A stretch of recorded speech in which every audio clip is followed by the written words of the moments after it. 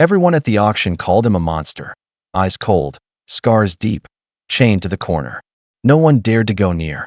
People whispered, "That dog's dangerous." But when a small boy walked forward and gently placed his hand on the dog's forehead, the unthinkable happened. What happened next changed everything. Before we start, make sure to hit like, share, and subscribe. And really, I'm curious, where are you watching from? Drop your country name in the comments. I love seeing how far our stories travel.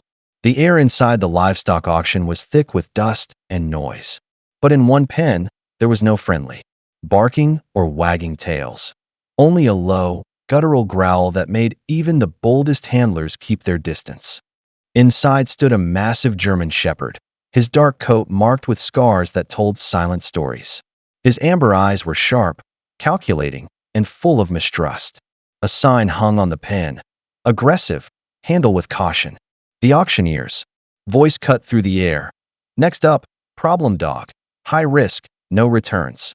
The crowd shifted uneasily, muttering under their breath. No one stepped forward. To them, he was a danger, a mistake waiting to happen. But somewhere in that restless crowd, a small pair of eyes saw something no one else could.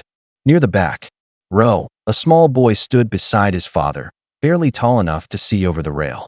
While others avoided the pen, his gaze stayed fixed on the big German shepherd. The dog's ears twitched as if he could feel the boy's eyes on him. The boy tilted his head, studying the animal in silence. His father noticed and quickly whispered, "Don't get too close, son. That one's dangerous." But the boy didn't move away. Instead, he stepped closer to the fence, his small fingers curling around the cold metal bars. The shepherd's growl softened, just barely. His eyes, once hardened with suspicion, flickered with something almost curious. The boy smiled faintly, a tiny gesture that seemed to slice through the noise of the auction.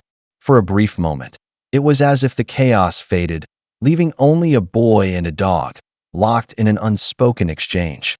The auctioneer's voice droned on, announcing starting bids that no one seemed eager to place. The German shepherd paced slowly, his massive paws stirring up dust. But every few steps, his gaze would drift back to the boy, as though trying to understand why this small human wasn't afraid. The boy's hand slipped between the bars, palm open, steady. Gasps rose from nearby onlookers, but he didn't flinch. The shepherd froze mid-step, ears pricked forward, eyes locked on that tiny gesture of trust. Seconds ticked by. The dog inched forward, his breath warm against the boy's skin. Then, something shifted. His rigid stance eased, the tension in his shoulders softening.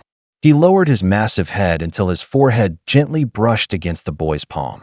The crowd fell silent.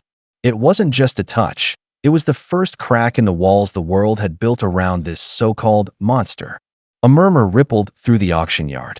People leaned over to get a better look, their skepticism slowly giving way to curiosity.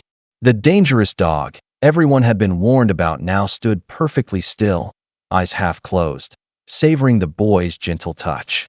Near the front, a man in a dusty hat whispered to his neighbor, "I've never seen him calm like that." "Not once." Another added, "It's like the kid's speaking his language." The auctioneer hesitated mid-call, his voice faltering as he watched the scene unfold. Even the handlers, who had been gripping the lead tightly, loosened their hold, exchanging puzzled glances. But the boy didn't notice the growing audience. He was lost in that moment, tracing slow, soothing circles on the shepherd's forehead. And in that quiet connection, the dog's world seemed to shrink until it was just the two of them, boy and beast, no fear between them. The boy finally looked up, his small hand still resting on the German shepherd's head. "He's not scary," he said softly, almost as if speaking to himself. "He's sad." The handlers exchanged awkward glances. For months, they had struggled with this dog. He had snapped at strangers, fought the leash, and refused food for days. Yet here he was, leaning into the boy's touch like he had found something, or someone, he'd been waiting for. A woman in the crowd whispered, "It's like they know each other." Her friend replied, "Maybe they do." The boy crouched down, bringing his face level with the shepherd's. "It's okay now," he murmured, his voice calm and steady.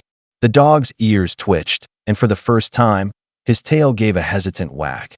In that small, tender moment, the auction yard's noise seemed to fade. leaving only the sound of trust being born. The auctioneer's voice droned in the background, but the boy seemed lost in another world. His fingers moved gently over the shepherd's fur, tracing scars that told stories no one else could hear. "Who did this to you?" he whispered, though the answer was locked away in the dog's silent eyes. A man in the crowd muttered, "That dog's been trouble since the day they brought him in. No one can handle him." But the boy didn't flinch, didn't pull away. Instead, he looked up at the man and said firmly, "He's not trouble, he's hurt." The shepherd's eyes softened, as though he understood every word. The boy's touch was not just comfort, it was recognition. Something in that connection made even the coldest onlookers pause. It was in that moment the handlers began to realize, maybe this wasn't an accident. Maybe fate had led the boy here. The murmurs in the crowd grew louder, some skeptical, others quietly intrigued.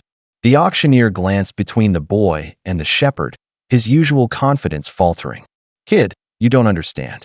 This dog's dangerous," he said, but the boy didn't look away from the animal's deep brown eyes.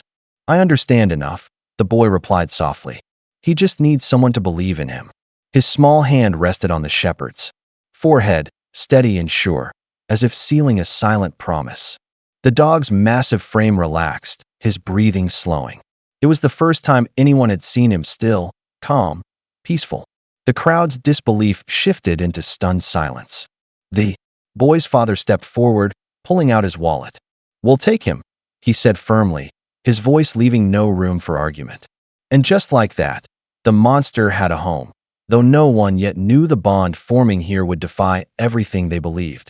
The ride home was quiet, but not the uneasy quiet of strangers. Rather, it was the kind of silence that holds something unspoken yet understood.